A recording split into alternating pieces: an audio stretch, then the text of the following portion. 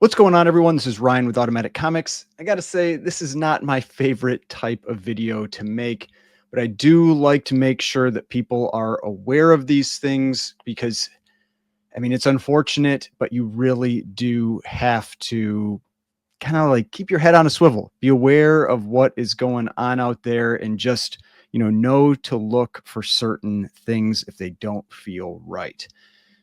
So I had somebody reach out to me that's a watcher of the channel, and they just purchased this book.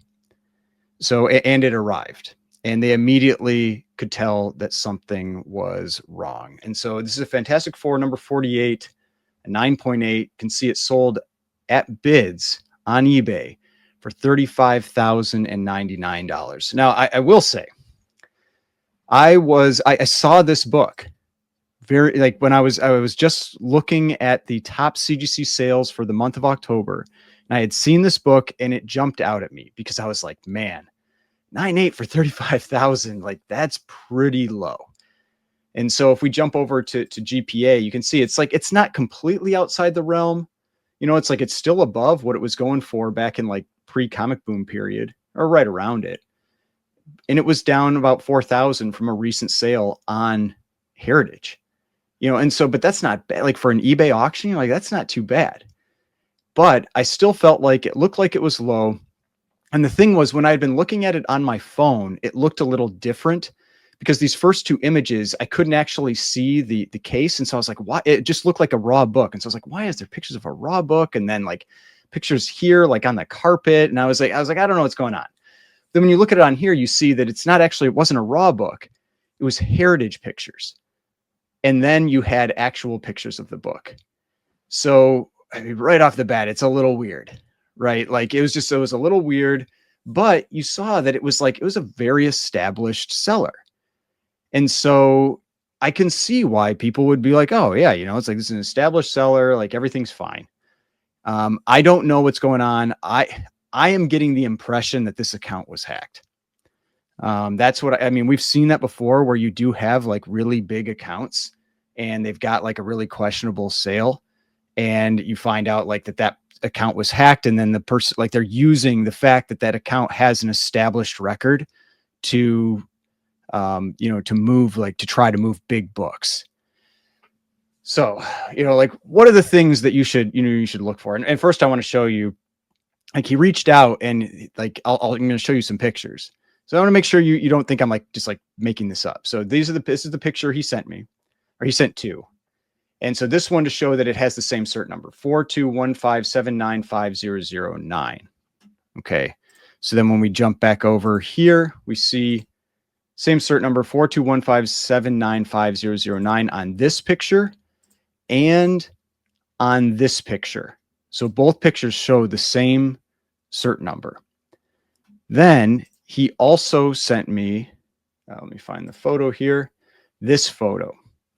And so this is where like he could see what was really going on, is that he said, like, basically there's like this, you could tell it had been like kind of cracked. There's this gap up here. Someone had slid in a different label.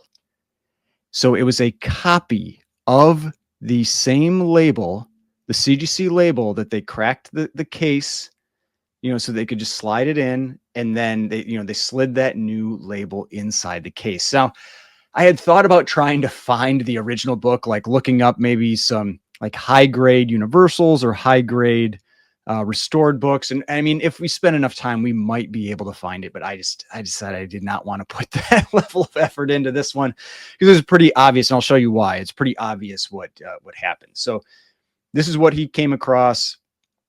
He said he also saw like a little bit of like blue kind of along the edge here, where you could tell like the label had scraped across it when they pulled out the original or when they put this one in. And so we know that, this label was swapped. And now it's not nearly as good of a job, like, as, what we saw with like the comic swap stuff that we had seen before, where like basically they were like heat gunning stuff. And who knows, maybe this is a little bit older. I mean, it was 4215. So this may have still been like an older design case. Like if they had been, who knows, like a more, call it, experienced scammer. Like maybe they could have followed what that person had done before and, open it up more smoothly and you wouldn't really find this type of problem. But what we can do to really like find out what's going on here is if we look at the thing that I found that was the easiest to tell. If you look at the heritage listing and you look at this right here where you see 366 on the date, and look how close it is to that C in the background for CGC. You see it's right up next to it. It's like it's almost touching. The 6 here and 66 is almost touching. Now let's look at this book. Look how far away the 6 is. The 6 has a definitive gap between itself and the C. So it is a different label.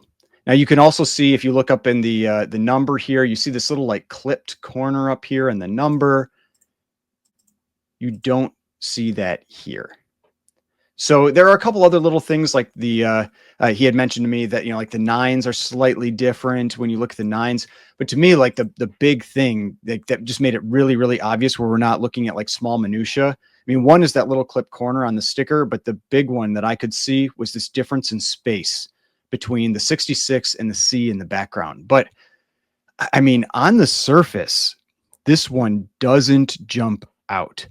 So I had made that video about a fake CGC slab earlier this year, and that one was blatantly obvious. Like you could just tell, like if you look at enough slabs, you could just tell that the number and the grade didn't look right. They're just things didn't look right on that one.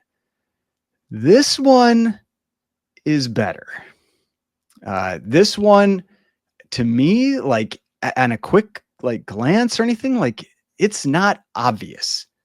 It's not obvious that this is substantially different from this. Like you have to start looking in at little things. So the thing here that you really need to watch for is like you look for what seems out of place or unusual with this sale.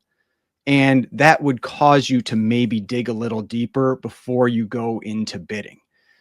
Because like with this one, the things that would, that throw you off a little bit on this one that maybe just trigger you to go, this could be off. And he mentioned that, he thought there might be something off with this sale, but again, it's like, it's from an established seller. And so he thought he would take the risk and, he's doing the return on it. But it's the fact that you have a 9.8 Fantastic Four number 48 auctioning on eBay.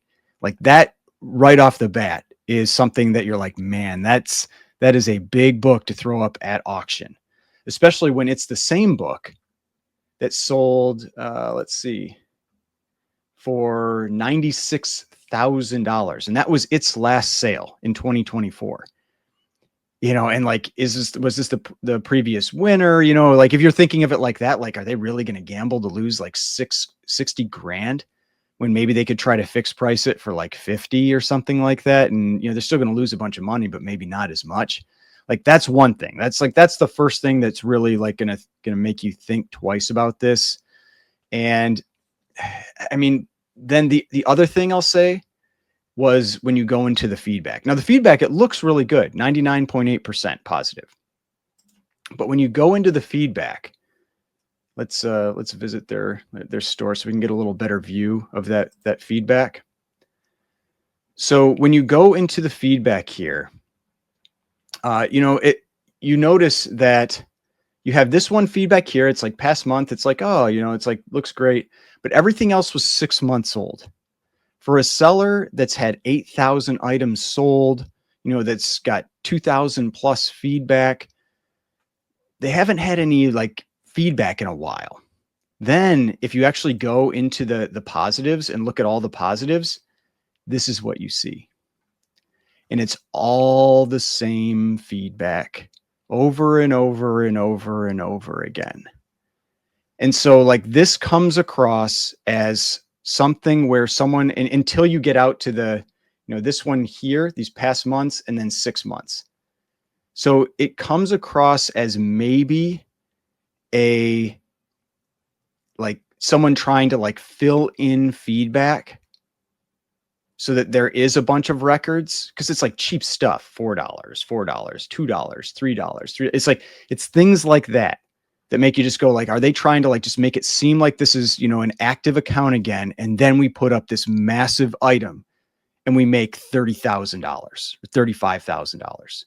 And so those two things, like on their own, they aren't necessarily like a red flag, but they're enough to make you just go, okay, I need to just look at this a little bit closer. And the fact that I don't know why they put these heritage pictures up here. Like, I don't get it. Like, if they had just had it as this, now you could go and like, you'd have to do that next step and go like, look up the cert number and find the heritage sale. But it's like, why did they put the proof of their fraud right on the front? You know, I don't get that. Like, that's crazy to me. Like, why would you put the thing that makes it easier to spot the differences on your listing? Like, it's just crazy. Like, it's a weird one, but I mean, this is a big sale. It's not that far off from what you might expect. And so, yeah, like, it's just one of those things where, you know, I want to put this stuff out there because like, this label isn't bad. You know, like, this label does not catch you off guard. Like with a lot of the fake labels that are out there. I mean, it's like, you can tell like it's a little different, and it's hard to tell for sure if it's like just the photo or what, but it feels like it's a little, you know, a little darker, like a little bolder print. But it's just to the average eye. And yeah, you can see like maybe the spacing is just like a little different on the numbers, but like on a quick glance, this one will pass. Yeah, like I said, you start to notice things when you look closer, but on a quick glance, it'll pass. And so you've got to be aware out there. And this is the thing, like, you know, I have people comment on this stuff like kind of regularly, or you see posts on like Reddit or Facebook. They're like, oh, is this a fake? Is this a fake? And inevitably it's like 99% of the time, the person is talking about their like $50 slab or $100 slab, or, you know, some like modern 9.4. And it's like, nobody is faking that stuff. There's no money, and the risk is too high to fake a $50 or $100 slab. This is where the money is. Faking a $35,000 slab. So like, when you're talking about big books, that's when you need to, you know, just have your eye a little, you know, like a little sharp, and just question things if something doesn't feel quite right. Now, I'm not saying you should question everything. And it's like clearly like, but you know, you can see that photo, like once you get this in hand, you're like, oh man, like something is wrong. But you still have to now deal with, you know, the return, and, you know, hoping that eBay sides with you, you know, and all that kind of stuff. I mean, or like, I mean, I guess like you would probably, like, if eBay even tries to not side with you, like if you paid with a credit card, you challenge the card, you know, the charge, you go through your credit card. Like, there's other options you have if eBay, you know, is difficult. But yeah, man, that's a big one. That is a big one. But hopefully you enjoyed this video. If you did, please hit that like button, subscribe button, notification bell, and I will see you on the next one.